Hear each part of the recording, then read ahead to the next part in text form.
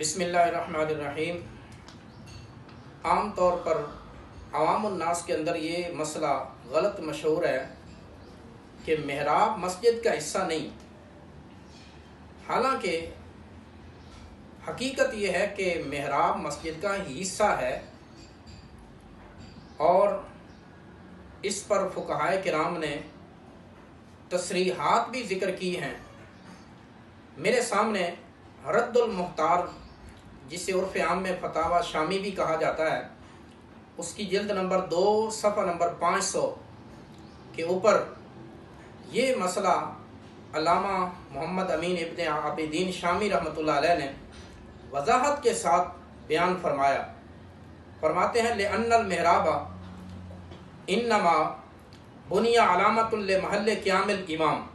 فرماتے ہیں محراب کا مقصد یہ ہے کہ محراب امام کے کھڑا ہونے کے لیے بنایا گیا، لِيَكُونَ قِيَامُهُ وَسْطَ الصَّفِّ كَمَا هُوَ السُّنَّةُ، تاکہ امام کا کھڑا ہونا وسط میں ہو جائے جو کہ سنت ہے، یعنی دائیں بائیں کھڑا ہونا مکروہ ہے، عین وسط اور درمیان کے اندر کھڑا ہونا یہ سنت ہے۔ لا لِأَنَّ يَقُومَ فی داخلہ، امام مسجد کے محراب کے اندر کھڑا نہیں ہو سکتا۔ اس کی 2 وجوہات فقہا نے بیان فرمائی ہیں۔ ایک وجہ تو یہ ہے کہ یہود کے ساتھ، اہل کتاب کے ساتھ مشابہت نہ ہو، کیونکہ وہ کسی بڑی ہستی کے لیے ایک الگ سے کمرہ بناتے ہیں جس میں امراء اور بڑے بڑے ان کے لیڈر، مذہبی پیشوا کھڑے ہوتے ہیں۔ تو اگر امام بالکل ہی محراب کے اندر داخل ہو جائے اور داخل محراب میں کھڑا ہو جائے تو پھر اس کے ساتھ مشابہت لازم آتی ہے کہ امام بھی گویا باقی مقتدیوں سے منفرد ایک جگہ پر کھڑا ہوگا، اور یہ مکروہ ہے۔ اور دوسری وجہ یہ ہے کہ تاکہ دائیں بائیں کے جو مقتدی ہیں ان پر حرکات امام کا اشتباہ نہ ہو۔ بعض اوقات کچھ بہرے گونگے یا وہ نمازی مقتدی جن تک امام کی آواز نہیں پہنچ پاتی تو وہ دیکھ کر بھی امام کی حرکات و سکنات کا پتہ لگا سکتے ہیں۔ تو اس واسطے اگر امام بالکل محراب کے اندر جا کر کھڑا ہو جائے گا تو پھر مقتدیوں پر امام کی حرکات و سکنات اور ارکان متشابہ ہو سکتے ہیں۔ اس واسطے یہ مکروہ ہے کہ امام بالکل ہی اندر داخل ہو جائے۔ تو پھر کیسے کھڑا ہوگا؟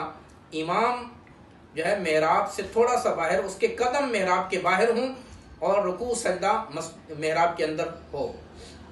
آپ فرماتے ہیں علامہ شامی رحمۃ اللہ علیہ، فَهُوَ وَإِن كَانَ مِن بُقَاءِ الْمَسْجِدِ وَإِن كَانَ مِن بُقَاءِ الْمَسْجِدِ، اگرچہ محراب مسجد کا حصہ ہے، اس میں کوئی شک نہیں ہے، بلکہ 2 چیزیں ہیں، ایک عین مسجد اور ایک فنائے مسجد۔ محراب عین مسجد کے اندر شامل ہے، فنائے مسجد کے اندر تو بعض سین اور باقی چیزیں آتی ہیں، لیکن محراب تو عین مسجد کے اندر ہے۔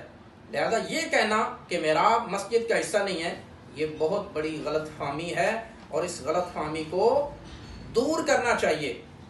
یہ جو عوام الناس کے اندر ایک تشویش پیدا کی جا چکی ہے، اس کو اب ختم ہونا چاہیے کہ محراب مسجد کا ہی حصہ ہے۔ اور پھر دیکھیں، اگر محراب مسجد کا حصہ نہ ہو پھر معتکف تو محراب میں نہیں جا سکتا، یہ بھی غلط ہے، کیونکہ پھر جو امام ہے وہ بیچارہ تو ساری زندگی اعتکاف کر ہی نہیں سکتا، کیونکہ اس نے تو محراب کے اندر کھڑے ہو کر ہی نماز پڑھانی ہوتی ہے۔ لہذا یہ مسئلہ بالکل غلط ہے۔ صحیح یہ ہے کہ محراب بھی مسجد کا حصہ ہے اور محراب عین مسجد ہے۔